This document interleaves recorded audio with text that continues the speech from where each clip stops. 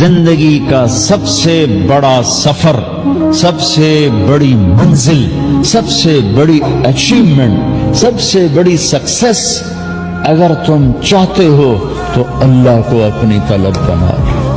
زندگی اخلاق سے گزرتی ہے، شکلوں سے نہیں گزرتی، شکل و صورت سے نہیں زندگی گزرتی، اخلاق سے گزرتی ہے۔ دو واقعے اوپر نیچے ہوئے، ایک خاتون میرے پاس آ کے پھوٹ پھوٹ کے رونے لگی، کہا مولانا میرا خامد کھربوں پتی ہے، اربوں پتی نہیں کھربوں پتی ہے، پر زبان اتنی گندی ہے کہ مجھے اس نے زندہ مار دیا ہے۔ اور چند دن کے بعد ایک نوجوان ملا، کہا مولانا زندگی کی ہر دولت موجود ہے پر میری بیوی کی زبان بہت گندی ہے، میرا گھر برباد ہو کے رہ گیا ہے۔ ایک جگہ عورت کی تیزی نے گھر کو آگ لگائی ہوئی ہے، ایک جگہ مرد کی تیزی نے گھر کو آگ لگائی ہوئی ہے۔ گھروں کی آبادی اچھے اخلاق سے ہوتی ہے۔ بڑوں سے کہتا ہوں چھوٹوں سے رائے لے کر قدم اٹھاؤ، چھوٹوں سے کہتا ہوں ماں باپ کی رائے کو داخل کر کے چلو۔ اگر دونوں میں اختلاف ہوتا ہے تو پھر تو ماں باپ سے کہتا ہوں اپنے سب کی بخشش ہو جاتی، سب کی، چار نہیں بخشے جاتے، چار۔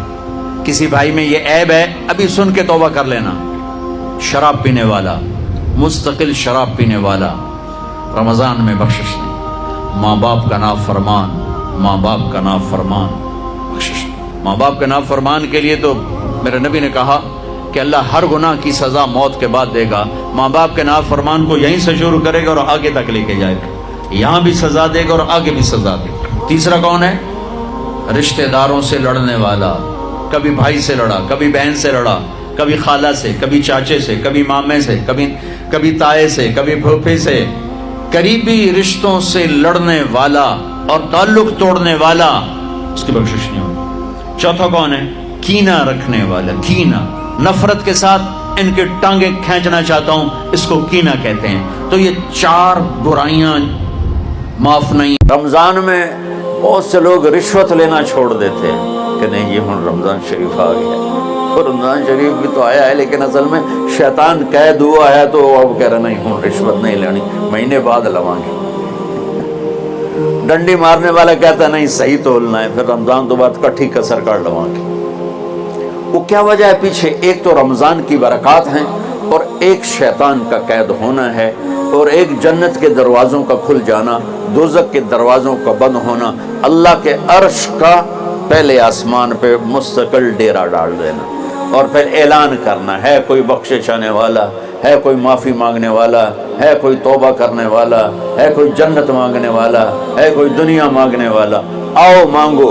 اور ایک فرشتہ اعلان کرتا ہے اے بھلائی کے چاہنے والے شاباش آگے بڑھ، اور دوسرا فرشتہ اعلان کرتا ہے اے برائی کے کرنے والے بس کر اور واپس آ جا، بس کر اور واپس آ جا۔ بھائیو یہ رمضان آ رہا ہے، دیکھو میں ہاتھ جوڑتا ہوں، نماز 5 وقت سارا سال فرض ہے، لیکن روزے کی برکت سے کیا ہوتا ہے؟ شیطان قید ہو جاتا ہے تو وہ سارے بھاگے بھاگے آ رہے ہوتے ہیں۔ اللہ سے مانگ لو اس رمضان میں کہ یا اللہ ایسی توفیق دے کہ موت تک نماز نہ چھوٹے۔ کہ رمضان کے مہینے میں اللہ فرماتے ہیں میرے محبوب کی امت ہے، ایک فرض کو 70 کے برابر کر دو، اور پھر فرماتے ہیں نفل کو فرضوں کے برابر کر دو، اور پھر فرماتے ہیں جو رات کو تراویح پڑھے گا، دن میں روزہ رکھے گا، آخری رات اسے ایسے دھو کے پاک کر دوں گا کہ اس کے ذمے گناہ کا ایک ذرہ بھی باقی نہیں بچے گا، سب گناہ اللہ تعالیٰ اس کے معاف فرما دے گا۔ رمضان کی سب سے بڑی تیاری کیا ہے کہ اپنے دلوں کو صاف کر دو پہلے سے، کہ جس دل میں نفرت ہو، بغض ہو، کسی کے لیے غصہ ہو، کسی کے لیے کیا کیا جذبے ہوں، دل صاف کرنا۔ رمضان کا مطلب ہے جل جانا، رمضان کے لفظ کا مطلب ہے جل جانا۔ جلنے کا مطلب کیوں ہے اس میں؟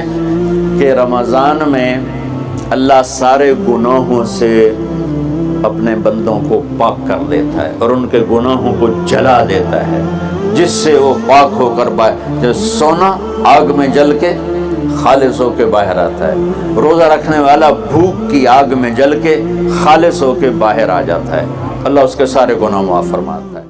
اللہ نے رمضان بھیجا ہوا ہے، رمضان آ رہا ہے، اللہ کی رحمتوں کا جنت کے دروازے کھل گئے، جہنم کے دروازے بند ہو گئے، ایک دوسرے کو معاف کر دو، رمضان آ رہا ہے، تیاری کرو۔ جیسے حج پر جانے سے پہلے معافی مانگتے ہو، رمضان سے پہلے بھی ایک دوسرے سے معافی مانگو، ایک دوسرے کو معاف کرو۔ کہ رمضان کے مہینے میں اللہ فرماتے ہیں میرے محبوب کی امت ہے، ایک فرض کو 70 کے برابر کر دو، اور پھر فرماتے ہیں نفل کو فرضوں کے برابر کر دو، اور پھر فرماتے ہیں جو رات کو تراویح پڑھے گا، دن میں روزہ رکھے گا، آخری رات اسے ایسے دھو کے پاک کر دوں گا کہ اس کے ذمے گناہ کا ایک ذرہ بھی باقی نہیں بچے گا، سب گناہ اللہ تعالیٰ اس کے معاف فرما دے گا۔ تم پر روزہ فرض کیا ہے جیسے پہلوں پہ کیا تھا، تاکہ تم تقوی والے بن جاؤ۔ تقوی والے کون ہیں؟ کہ میرے بندو دوڑو جنت کی طرف جو تقوی والوں کے لیے متقی۔ کون ان دن تقوی والے یا اللہ کا؟ الذین ينفقون فی السراء والضراء، کا جو میرے نام پہ سخاوت کرتے ہیں، چاہے تنگ دست ہوں چاہے پیسے والے ہوں، چاہے تھوڑا مال ہوئے چاہے زیادہ مال ہوئے، وہ میرے نام پہ خرچ کر۔ زندگی کا سب سے بڑا سفر، سب سے بڑی منزل، سب سے بڑی اچیومنٹ، سب سے بڑی سکسیس اگر تم چاہتے ہو تو اللہ کو اپنی طلب بنا لو۔ رمضان میں سب کی بخشش ہو جاتی، سب کی، 4 نہیں بخشے جاتے، 4۔ کسی بھائی میں یہ عیب ہے، ابھی سن کے توبہ کر لینا۔ شراب پینے والا، مستقل شراب پینے والا، رمضان میں بخشش نہیں۔ ماں باپ کا نافرمان، ماں باپ کا نافرمان، بخشش نہیں۔ ماں باپ کا نافرمان کے لیے تو میرے نبی نے کہا کہ اللہ ہر گناہ کی سزا موت کے بعد دے گا۔